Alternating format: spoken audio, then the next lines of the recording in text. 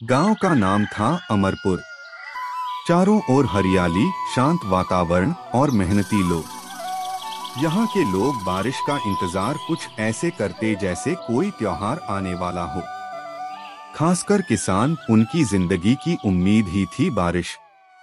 कई महीने से सूखा पड़ा था। जमीन सूखी, खेतों में दरारें और कुओं का पानी भी अब नीचे चला गया था। मुख्य पात्र छोटा बालक मुन्ना, उम्र 10 साल, भोला भाला और जिज्ञासु। उसका सबसे बड़ा सपना था पहली बारिश में नंगे पांव खेतों में दौड़ना, मिट्टी की खुशबू में भीग जाना और बारिश के पानी से कागज की नाव तैराना।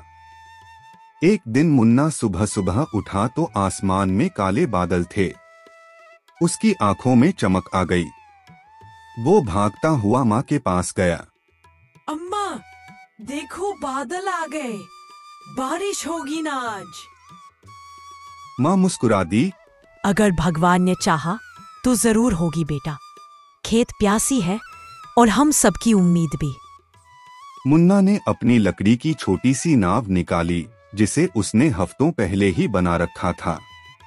वो बारिश के पानी में उसे तैराना चाहता था।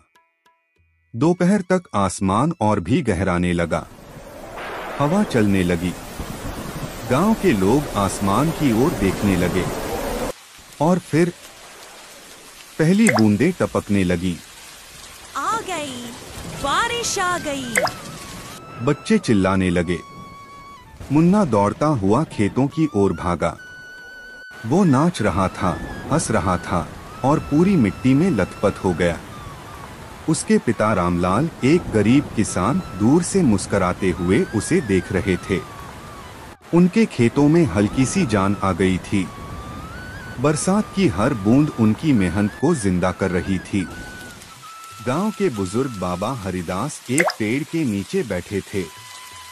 बच्चे उनके पास आकर बोले, बाबा आ गई, बारिश आ गई। बाबा ने मुस्कुराकर कहा, हाँ बेटा, लेकिन याद रखो, बारिश सिर्फ खुशी नहीं लाती, जिम्मेदारी भी लाती है। मुन्ना चौंका। जिम्मेदारी? कैसी जिम्मेदारी बाबा? बाबा बोले, बारिश के बाद खेतों में काम बढ़ेगा, रास्ते कीचड़ से भर जाएंगे, नालियां साफ रखनी होंगी वरना बीमारी फैलेगी। जिस तरह बारिश धरती को जीवन देती है, उसी तरह अगर हम लापरवाही करें तो ये मुसीबत भी बन सकती है। बच्चों ने सिर हिलाया, पर उन्हें पूरी बात समझ नहीं आई। अगली रात बारिश तेज हो गई। इतनी तेज कि गांव की नालियां जाम हो गईं। पानी गलियों में भर गया। कुछ गरीबों के कच्चे घर गिर गए। मुन्ना के पड़ोसी शंकर काका का घर भी गिर गया और उनका अनाज भीग गया। मुन्ना और उसके पिता रामलाल ने जब ये देखा तो उनकी आंखें भर आईं। अगले दिन उन्होंने शंकर काका के लिए खाना पहुंचाया और गांव के दूसरे लोग भी मदद को आगे आए। बाबा हरिदास ने बच्चों को इकट्ठा किया और कहा, अब समझे बारिश के साथ जिम्मेदारी क्यों जरूरी है। अगर हम सब ने पहले ही नालियां साफ की होती तो इतना नुकसान ना होता। इसलिए हर मौसम की तैयारी पहले से करनी चाहिए। गांव की एकता। अब पूरे गांव ने मिलकर काम करना शुरू किया। नालियां साफ की गई, पानी की निकासी का रास्ता बनाया गया और टूटे घरों की मरम्मत की गई। मुन्ना और उसके दोस्तों ने बच्चों की एक टोली बनाई, बारिश सेना। उनका काम था कीचड़ में फंसे बच्चों की मदद करना, बूढ़ों को छाता पकड़वाना और जो भी जरूरतमंद हो उसकी मदद करना। गांव में एक नई चेतना आ गई थी।